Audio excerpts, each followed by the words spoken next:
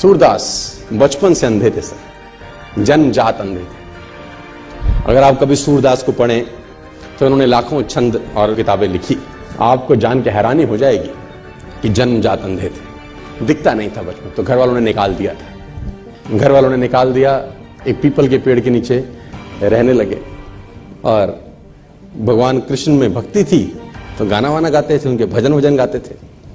तो मथुरा आगरा हाईवे के ऊपर मंदिर है बहुत सारे, अगर आप कभी गए हो तो, है ना। Have you ever been to those temples? Mathura Agra highway है ना, वहाँ कृष्ण जी के बहुत सारे मंदिर हैं। वहाँ पर गुलाब के फूलों की माला मिलती है, जहां आपने देखे होंगे, है ना। Have you ever been? आप में से कोई गया है ना, गए हैं ना आप लोग? तो वो पीपल के पेड़ के नीचे बैठे रहते थे और वहां भजन गाते थे। तो किसी गुरु ने उनको बोला कि तू मंदिर जा, वहां गा। तो उसने बोला ठीक है, तो चला जाता था मंदिर में, भगवान कृष्ण के भजन गाता था, मस्त गाता था, ना दिखता था ना भगवान को कभी देखा था, लेकिन कल्पना के अंदर। और इतिहासकार ये बोलते हैं कि 1500वीं शताब्दी में इनका जन्म हुआ, 1535 के आसपास, if I am not wrong. आज से 500-600 वर्ष पहले ये इस धरती पे आए, मथुरा में रहे और भगवान के भजन गाते थे।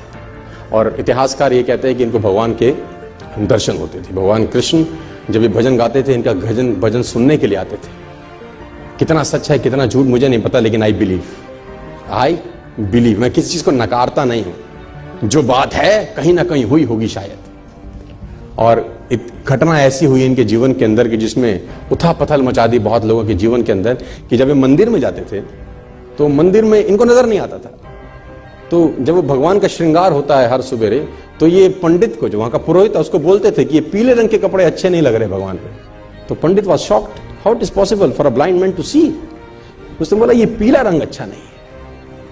तो उसने बोला कि तुझको कैसे दिखाई दिया? उसने बोला मुझे सब दिखता है, आंखों से नहीं दिखता तो क्या, मन से तो दिखता हूं, रोज मिलता है मेरे को। तो he was surprised, it is not impossible. तो अगले दिन फिर श्रृंगार होता था, बोलता हाँ, ये हरे रंग का कपड़ा क्या जचता है भगवान। तो ये लोग पागल हो गए। पंडित को एक दिन मस्करी सूची, उसने कहा कुछ ना कुछ षड्यंत्र है, आज भगवान को कपड़े ही मत पहनाओ, पत्तों से ढक दो बस, खाली है पत्तों से ढक दो। तो जब पत्तों से ढक के श्रृंगार हुआ और पर्दे हटाए, तो सूरदास वहां गा रहे थे और गाते गाते बोले भगवान भी गरीब हो गए, आज पत्तों में आए हैं।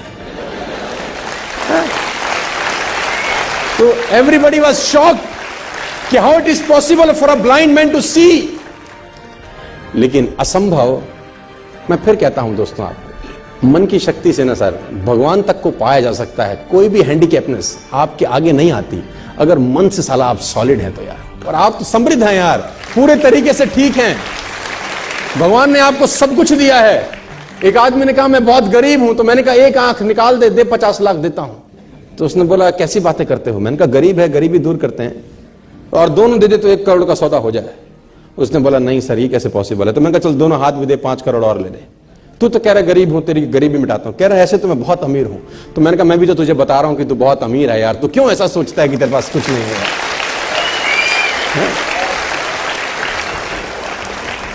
और भगवान ने सूरदास को दर्शन किए। आप सूरदास के बारे में पढ़ें, छंद पढ़ें तो आपके रोंगटे खड़े हो जाएंगे।